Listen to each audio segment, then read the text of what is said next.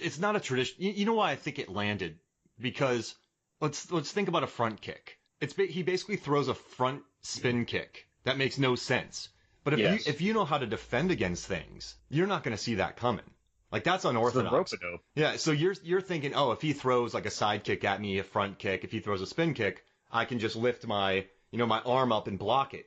But this came like 6 o'clock. Like, so if you're standing straight, it comes right from underneath you. It's a really hard punch. I think it's a terrible kick, but I think that's why it lands. You know what I mean? Like, it's just so bad that it works, if that makes sense to you. Hey, he had to do something. But during that final flurry of his 18 hits, dude, the music finally kicks in. Dun, dun, for most of that action scene. There's not a lot of, there's the occasional like Travolta's twangy cowboy country theme to it. Mm-hmm. Like, especially when he runs out of bullets during the gunfight preceding the fisticuffs. But it's like, for the most part, it's just sound effects.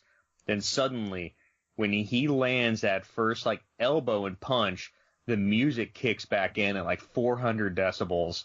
And it's like, Slater's about to wrap this thing up. Like, he's got it going.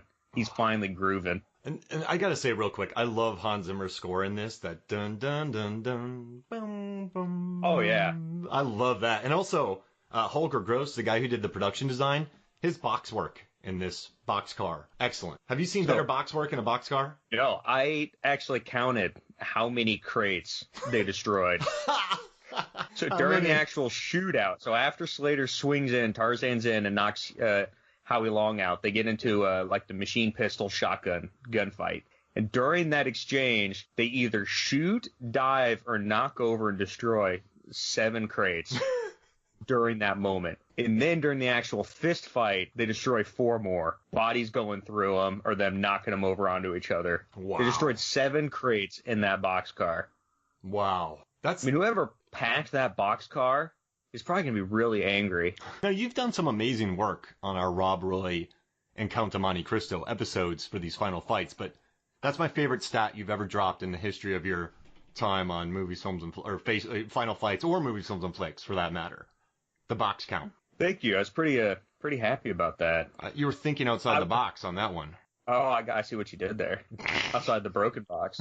No, when I was watching this again for like the 3rd time last night, I think it first got to me when they started exchanging gunfire and Christian Slater jumps over 2 boxes as they explode underneath him as he's somehow firing a shotgun while flying through the air. And I was like, wait, how many did they destroy before that? And then I kept watching, and then his ragged body is getting chucked into like every box that's imaginable that's around there.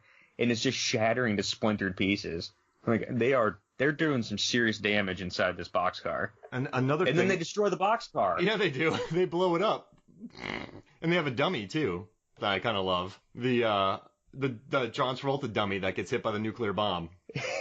If you freeze frame that, it looks at least they kind of got the face right. And it just makes me happy. But this whole fight, like, so even C. Slate's costume. Like, I love the strategic rips in his shirt in this. That was a really good. Dan Moore was the costume supervisor, and then Melissa Berry was the assistant costume designer. I loved the strategic rip. I love strategic rips in shirts, like the rundown. You know what I'm talking? Like, when there's like C. Slate had some good rips in this shirt, very well dirtied. I dug that. He's got that nice rip over his left shoulder blade.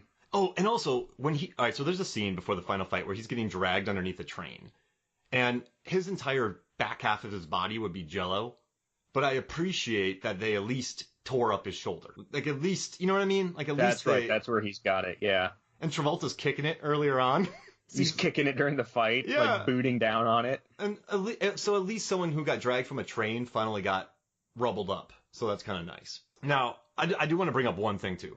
I really love Samantha Mathis in this fight. I think she holds her own. That's why she was cast. John Woo said he wanted her because she wasn't like a damsel in distress. There's a scene in this when Hale and Deakins are fighting, and Samantha separates Hale and Deakins' boxcar with the nuclear bomb from the caboose. So she takes off on it. But when she separates the trains, she makes a jump onto the other train, and that stunt woman's ribs are jello now. Like that stunt woman broke her ribs, correct? Oh, that stunt woman not only broke her ribs, but her knees. Yeah. I'm sure it was the same stunt double for all the scenes. All her falls are like hardcore knee first. Oh. Like it is rough. She had a rough go on that movie. When you watch, how many times have you watched? So, all right, this is random, but in Kickboxer, when he beats up those guys in the bar during the dancing scene, I felt like he murdered those guys. Like I felt their pain. And I also felt the same, like, visceral rib crunching when poor Samantha Mass's stunt double just destroys her ribs. But yeah, I mean, what hurts more? What would you rather have to you, Tom? A fist fight against Deakins or Jello ribs and knees? Probably Jello ribs and knees.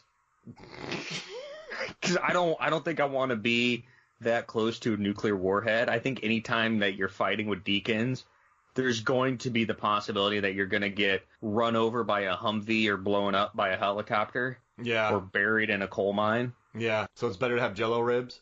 I think I'd rather have Jello ribs. No, but I would. So Deakins a dude I don't want to mess with. He's unhinged. Yeah, he's crazy. What grade would you give this final fight? Now, I think after... on the 96 level, what do you think? Well, I think I'd give it a good solid B+. Like, there is a lot going on with it. It's not perfect. Like, I even put kind of a note in here that I don't know if it would stand to make, like, the top 10 lists of MFF final fights in the very end. But the fact that there is so much going on, how crazy this movie is, and everything that's taking place outside of this boxcar is just otherworldly. Like, it doesn't make sense what is happening, but what's actually going on in the boxcar between these two guys is probably the most grounded part of the entire movie. Well, hands down. It's just a good old slugfest. It's just a good slugfest. Yeah, I enjoy it. All right, so if it wasn't for the spin punch and Travolta talking smack, and I liked before the fight started breaking out when he put the gun on his forehead for some reason just to look cool because it's a John Woo movie and you need cool gun action. Yeah. And then the quick pans on the detonator, and they actually set the timer off by accident, which is insane. But I think, all right, you know what? I would give this a B+ as well. What do you think would make this fight better? Before we get out of here, what's one thing you would recommend this fight that would give it an A? What could push this fight over? Take out that Slater kick. Take out the Slater. I think it's that forward swinging Slater kick. I think I would have rather seen another punch or an elbow. It's just that kick right there. It gets me every time. You know what it is? The perfect final fight. Like, you know how many weird questions I have during movies? When you're watching a final fight, you shouldn't have those questions. You should just roll with it. You shouldn't be taken out so that kick takes you out. For me, I would keep the kick because I think it's funny, but I would have Travolta actually use some head movement because his punches are very, like, it's not boxing. Like, it's not, I don't even think he's trying in this. No, he's just very stationary with it. Yeah, well, it's just head movement. Like, he just keeps his head in one spot and it never moves. Like, at least kind of have him do, like, he's talking about Ali, right? But he never does any head movement. There's no head movement in this. That's why Slater's able to land all those jabs. So if he kind of, weaved and ducked and weaved a little bit and worked a couple good punches and didn't bop so much, I would give this fight an A. So here's a question. Travolta previously had always been like a really kind of tall, gangly guy. Mm-hmm.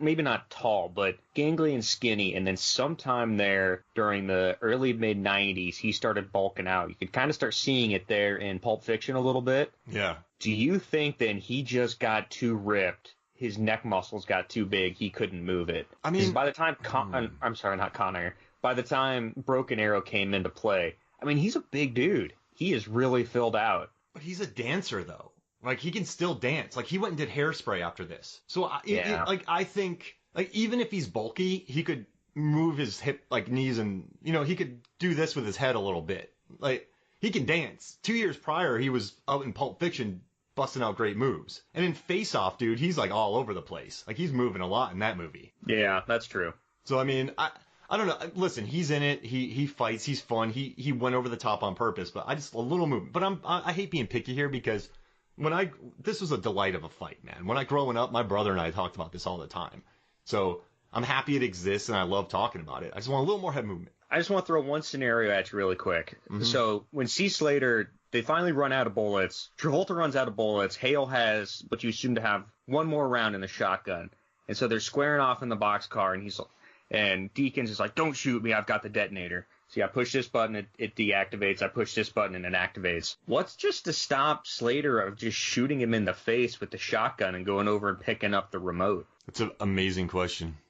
Wow. I was watching that last night, and I'm like, he is 5 feet away. There's no way Travolta would be able to have the reaction time to press any of the buttons. So the only thing I could think of was C. Slates just wanted to finally have his go at him. It had to have been, because even when he knew his time was coming. Yep. He was bound to win something, and this was it. But man, what a gamble. And it paid off, and it led with him doing a flying boop boop to the nuclear missile. Oh, I love that. And he waited. Slater spends more time flying through the air than he actually does like running around in this movie. He looks at the detonator, and instead of just pressing it right then and there, he waits 2 seconds, jumps out of the thing, and then presses it. Jumps, rotates, spins back in, because I'm sure it's an IR signal. It's got a direct line of sight. Rotates in midair and presses it. And so cool. He lands terribly, too. If you jump like that. He should have broken both his collarbones for sure. There's a lot of Jell-O ribs going around. But he got his $20 back. Yeah, he did. Then he dropped for Terry Carmichael for some reason. Yeah, I assume they were about to make out. Yeah. Dude, Terry's cool, man. I like her in this movie. She's a badass. She takes out that train conductor, the train conductor easily. Dude has an automatic gun. She just plugs him from 70 feet away. Yeah, with her pistol. Badass. That's a heck of a shot. Well, this was fun, man. Thanks for joining me. Thank you. All right, so for me, Mark Hoffmeyer, and for Tom Schreismer, this is Final Fights. We'll see you next week.